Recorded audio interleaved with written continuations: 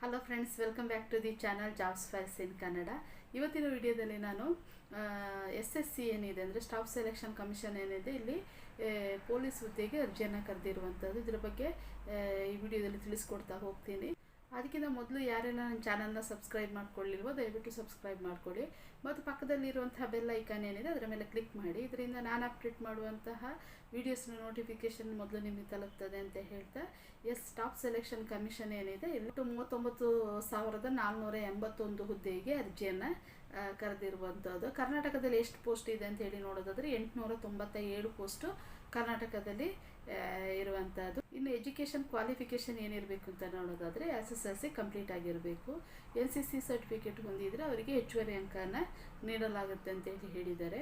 ಅಂದರೆ C certificate ಹೊಂದಿದರೆ 5% ಕೊಡ್ತಾರೆ, ಮತ್ತು B ಸರ್ಟಿಫಿಕೇಟ್ ಹೊಂದಿದರೆ ಅವರಿಗೆ 3%, ಮತ್ತು A ಸರ್ಟಿಫಿಕೇಟನ್ನು ಹೊಂದಿದರೆ 2% ಹೆಚ್ಚುವರಿ ಅಂಕನ ನೀಡಲಾಗುತ್ತೆ ಅಂತೇಳಿ ತಿಳಿಸಿರುವಂಥದ್ದು. ಮಾಜಿ ಸೈನಿಕರು ಏನಿದ್ದಾರೆ ಅವರಿಗೆ ಇದು ಅಪ್ಲಿಕೇಬಲ್ ಆಗೋದಿಲ್ಲ.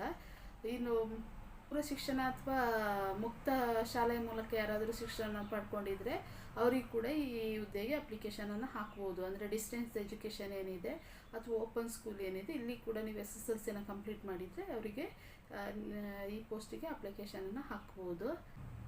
ಇನ್ನು ವೇತನ ಶ್ರೇಣಿ ಎಷ್ಟಿದೆ ಅಂತ ಹೇಳಿ ನೋಡೋದಾದರೆ, ಸ್ಯಾಲ್ರಿ ಎಷ್ಟಿದೆ ಅಂತೇಳಿ ನೋಡೋದಾದರೆ, ಮೊದಲನೇ ಹಂತ ಅಂದರೆ 1ನೇ ಹಂತಕ್ಕೆ 18,000ದಿಂದ ಪ್ರಾರಂಭ ಆಗುತ್ತೆ. ಇನ್ನು ಉಳಿದ ಹುದ್ದೆಗಳೇನಿದೆ ಅದಕ್ಕೆ 21,700 ರೂಪಾಯಿಯಿಂದ ಸಂಬಳನ ಸ್ಯಾಲ್ರಿ ಕೊಡ್ತಾರೆ ಅವರು. ಇನ್ನು ಏಜ್ ಲಿಮಿಟ್ ವಯೋಮಿತಿ ಎಷ್ಟು ಇರಬೇಕು ಅಂತ ಹೇಳಿ ನೋಡೋದಾದರೆ 18 ವರ್ಷ ಕಂಪ್ಲೀಟ್ ಆಗಿರಬೇಕು. 18 ವರ್ಷದಿಂದ 23 ವರ್ಷದೊಳಗಡೆ ಇರಬೇಕು. ಅಂದರೆ 2/1/2002 ಏನಿದೆ ಮತ್ತು 1/1/2007 ಇದರ ನಡುವೆ ಜನಿಸಿರಬೇಕು ಅಂಥವರಿಗೆ ಅಪ್ಲಿಕೇಶನನ್ನು ಹಾಕ್ಬೋದು. ಇನ್ನು ಲಿಖಿತ ಪರೀಕ್ಷೆಯಲ್ಲಿ ಆಯ್ಕೆಯಾದವರಿಗೆ ದೈಹಿಕ ಸಾಮರ್ಥ್ಯದ ಪರೀಕ್ಷೆಯನ್ನು ನಡೆಸಲಾಗುತ್ತೆ.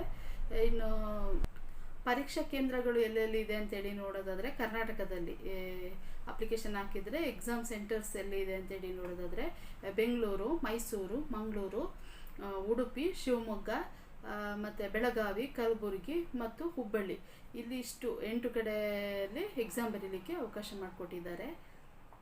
ಇನ್ನು ಕರ್ನಾಟಕಕ್ಕೆ ಲಭ್ಯ ಇರುವಂತಹ ಹುದ್ದೆಗಳೆಷ್ಟು ಅಂತೇಳಿ ನೋಡೋದಾದರೆ 897 ಪೋಸ್ಟಿಂಗ್ ಕರ್ನಾಟಕಕ್ಕೆ ಇರುವಂಥದ್ದು. ಅದರಲ್ಲೂ